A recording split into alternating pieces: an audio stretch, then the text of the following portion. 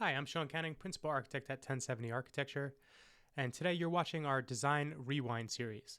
This is a video series where I turn back the clock and take a look at some of the earliest projects in my architecture career, some of the earliest projects of 1070 Architecture. So, as always, we're going to break this down into three parts. First, we're going to look at the client brief, then we're going to do an in-depth design breakdown, and finally, I'm going to wrap things up with the conclusion and tell you what happened with the project and what happened with the client. So let's get this one started. So today we're looking at the Kenosha residence. And the Kenosha residence, for me, was kind of the first project where I really got to say, this is the style I want to work in. And now I have a client and a home that agrees with that style. So it's kind of like my first project completely within the style of modernism, where I didn't have to kind of sneak in modern concepts, or basically the client just wanted me to match a mid-century modern style, which is a cool style, universally one of the favorite modernist styles and an iconic style to California. So needless to say, I was very excited about this project. So this is the project location right here. You can see it kind of sits on a little bit of a steep hill over here, overlooking this highway. The scope of work was a master bathroom addition, partial interior remodel, an exterior trellis, landscaping design, and various exterior improvements. So a lot of stuff going on here. Basically had to change the entire house, the entire site. And this project was also on a tight budget as well. The project zoning is single family. And one of the challenges on this project was because the budget was so tight, we didn't have a lot of money for the contractor. So the contractor we were working with had a lot of limitations. For example, he was completely unable to read any of the details on my drawing package, which certainly made for some challenges during construction. This is a floor plan of the existing home. So the street is kind of over here, and you'd enter the home here. You enter into the public space, which is basically living room, dining room, and kitchen. And then the house has 1, 2, 3 bedrooms and a garage. Now, you may notice that if you pull your car into the garage, there's really no way into the home. You'd have to come back out of the garage and enter here. So the formal and informal entry could be looked at as basically occurring in the same exact location right here. Now, some of these drawings were in my project folder, but I don't remember what all of them were used for. So this is a series of drawings which seems to be highlighting the different private spaces of the home. And there you go, that's all the private spaces of the home, which means that these are basically the public spaces of the home. I don't exactly remember why I broke it down like this, but I'm sure this was something I presented the client. Now, most mid-century modern homes have a very simple roof plan, so this one does too. You basically have a ridge here, perpendicular ridge here over the garage, very straightforward. Here's a roof plan with some shading. And ultimately, this was the design we came up with here. So you can see some of the really low slope roof angles that occur commonly in mid-century design. Now, the existing home actually had a trellis which kind of did this. It just continued down and then it was supported here. So it got very low over here. And the project site has this amazing view down to the bay over here. So the clients, this was just not working for the clients. So we ended up doing was basically taking this slope and matching it over here. So you have this kind of undulation of slopes going on. So here's a load-bearing wall. So we supported this in here with a beam. We have different posts here to support these beams in here, and then there's a beam underneath here which kind of catches the whole thing and runs down to a post down here. And if this was to continue out, there'd be a post down here. So that's basically how the whole home is supported. This is a load-bearing wall, which is kind of removed because it's a section drawing. But that's basically the way the whole home worked. So the idea was pretty simple. It was, if this is bad and that is average, wouldn't that be better than average? And that's what we were trying to discover on this design. These are some drawings of the front elevation. So if I remember correctly, this block wall was kind of already there. I wanted to redesign these stairs here and I had proposed to cut back the roof here to expose these rafters, which were already existing. So that was a pretty low cost way to create a cool mid-century detail. While this home looks like a mid-century modern home, it was just built as a tract home, and it lacked a lot of the really cool details you see in mid-century modern architecture. Here's some of the components that I kind of highlighted. I think what I'm trying to show here is there's a lot of horizontality going on in here with these different elements. And this was a new door that we were looking to replace. And one of the things I used to do a lot, and actually we still do, is we kind of treat these areas between windows as if they're part of the window, so it unifies this entire area here. So just creating lots of horizontal lines. There's a SketchUp rendering of how this would look. We have a little rain drain here. We got those exposed rafters, new pivot door, and new entry stair. And there's the backyard. We went through a bunch of different iterations on what this would look like. And this is like really more of a job for a landscape designer than an architect, because a lot of this stuff was just not in my toolbox at the time. Also here you can see originally we had planned 4 posts, but that eventually got changed to just two posts with 1 beam, which was much better. This was that front pivot door. That ended up getting value engineered out of the project. Here you can see I have this metal casing for this window to really create this like horizontal window option. That got value engineered out of the project, but the front still ended up coming out pretty cool. I had planned some clear story windows up above. I don't remember if we did those or not.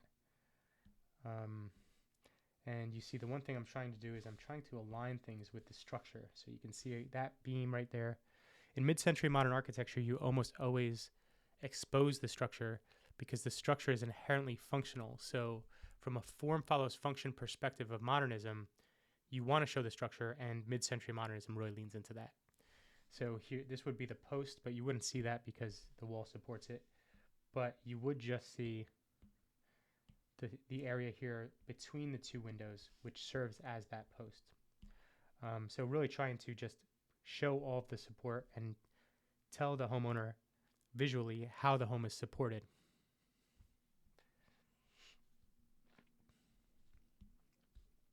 Trying to do the same thing here with this window division. This was a fireplace in here. And yeah, here you see without the trellis, and then once we add the trellis, and remember these 2 posts ended up getting eliminated. This was a new block wall here, which we designed to match the front block wall, which was existing. There's that trellis. So this is the interior looking out. This was part of a new kitchen design that ended up changing quite a bit by the end of the project.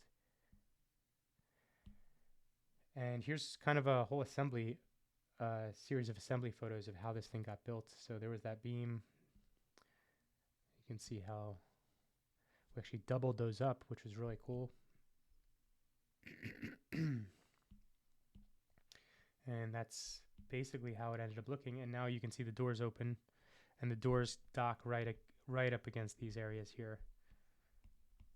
And you know, the whole living room, dining room, and kitchen flow out onto this patio. And here's some finished photos. This photo for some reason has a strange lens on it, and it looks like this is a little more flat than it actually is, but you'll see in the other photos there's that beautiful view we were really trying to take advantage of. And the fence here ended up getting value engineered out of the project. So originally this was designed, but it was a little too expensive to replace, so the client ended up just painting it and leaving it there. There's that block wall we did to match the front.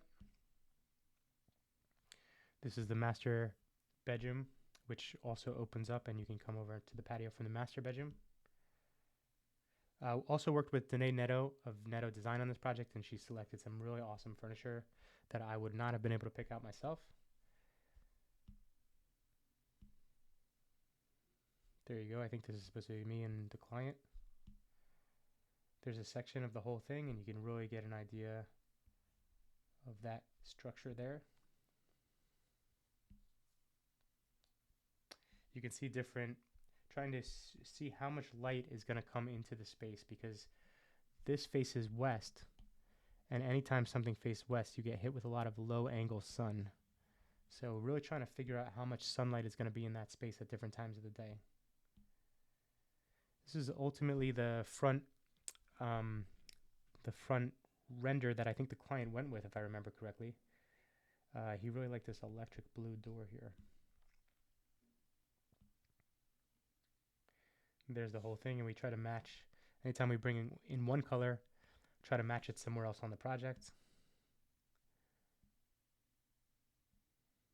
See, this was one of the options for the back wall, which was a CMU block with some glass on top, basically reducing the amount of glass, which reduces the cost but still allows the visibility, and pulling this in to match this and the element on the front.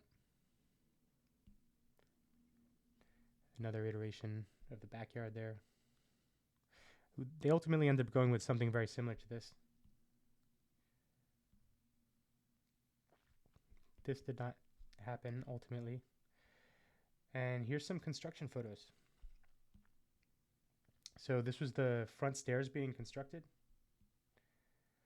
This was that block wall being constructed, and then they came in and poured a whole slab in here.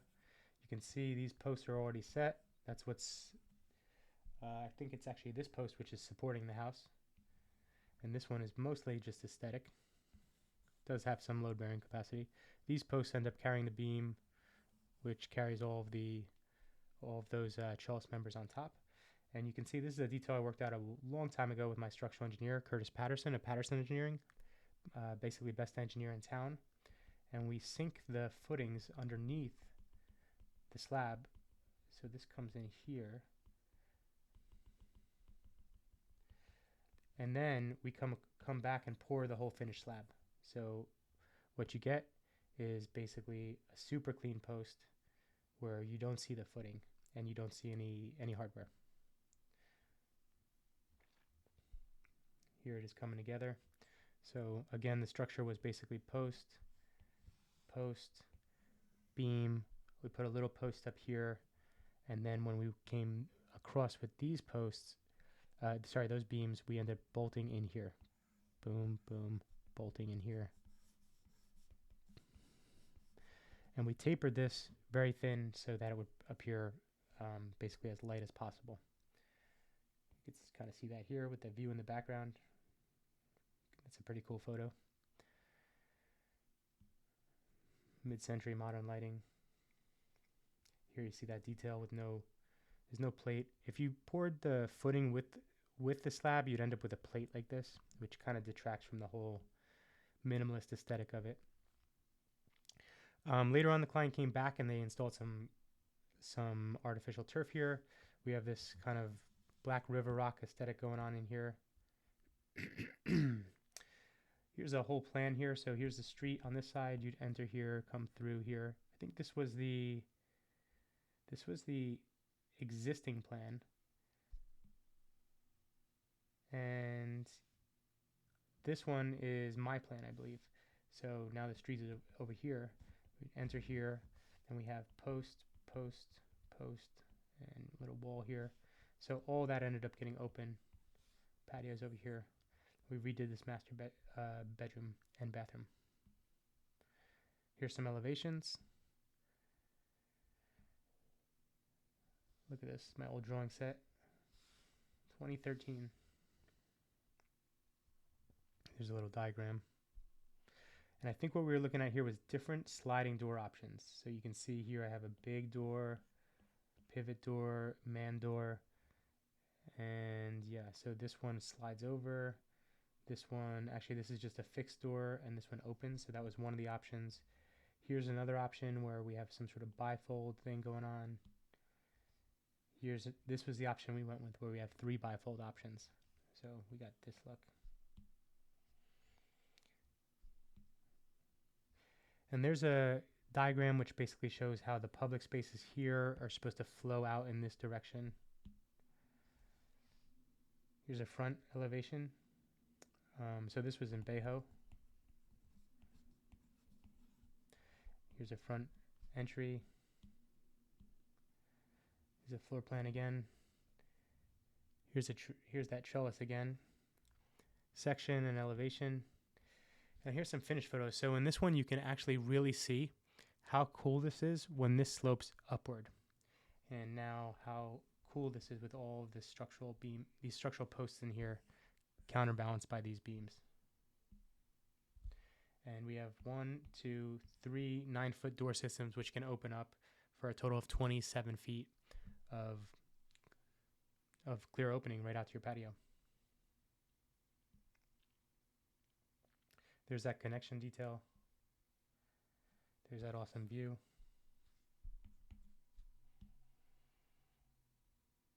A little bit of a hazy day there.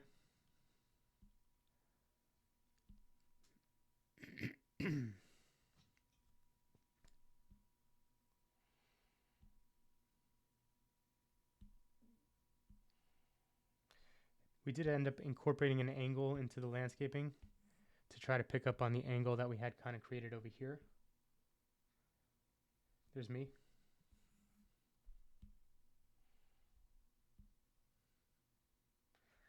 This is one of my favorite moments for the project. Not the best masonry work, but I think the stack bond 8x8, these are 8x8 masonry, and stack bond means it's kind of like a grid pattern rather than a brick pattern. Just worked really nice, and contrasted by this angle, I think was really, really beautiful.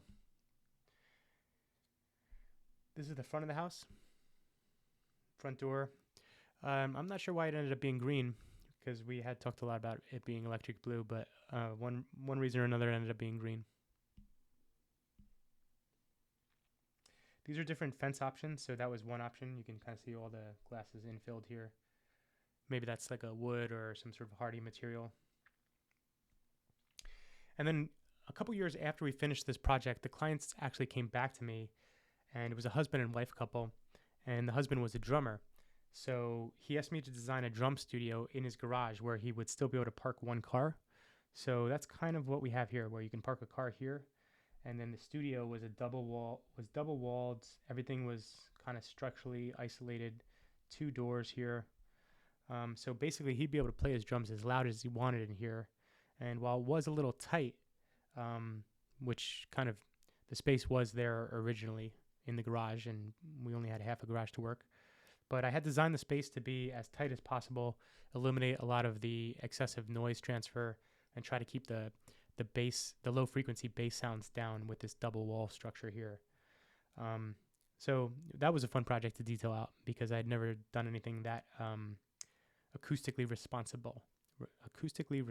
Yeah, that's a good way to put it. And here's like a before and after. So obviously this is before, and this is after. So what happened with the project, and what happened with the client? Well, the project was a success. This is one of my earliest successes. Pretty simple project, all things considered. First project doing mid-century modern. First project where the home was modern before I got to it. The client ended up becoming a good friend of mine, and we actually ended up seeing a couple Guns N' Roses concerts together when they came around San Diego a few years ago. Unfortunately, the husband and wife couple that I worked for here ended up divorced, and the wife ended up with the house as part of that divorce, and she wasn't as involved in the design phase as the husband was. In fact, she was barely involved in the design phase. So that was a little disappointing, but I suppose sometimes that's just what happens. So anyway, if you have anything to say about this, please drop me a comment. Please be sure to like and subscribe to this YouTube video. You can also check us out on Instagram at 1070architecture.com. You can go to 1070architecture.com or drop us an email at info@1070architecture.com. Okay, thanks. See you on the next one.